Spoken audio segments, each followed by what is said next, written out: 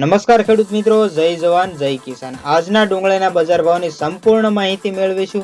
ચેનલમાં નવા હો તો ચેનલ સબસ્ક્રાઇબ કરી લેજો। ડુંગળીમાં નિકાસ છૂટ નહીં મળે તો બજારોમાં વધુ તૂટ જોવા મળશે। આવનારા સમયની અંદર પણ ડુંગળીના બજાર ભાવમાં ઘટાડો જોવા મળી શકે છે।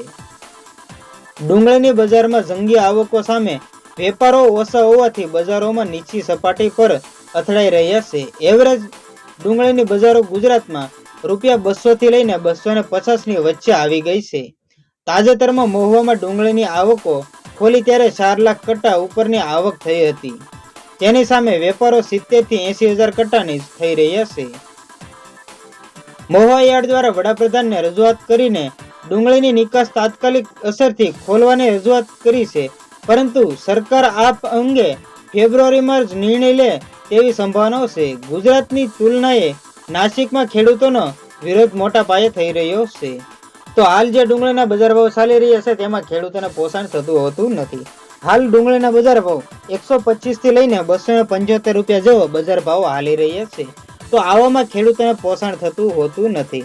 એવરેજ ભાવમાં જોઈએ તો ખેડૂતોને 150 થી 200 રૂપિયાની એવરેજ ભાવ જોવા મળી રહ્યા છે। હાલ અત્યારે જે બજાર ભાવ હાલી રહ્યા છે તેની અંદર એવરેજની અંદર 150 થી 200 રૂપિયાના બજાર ભાવ હાલી રહ્યા છે।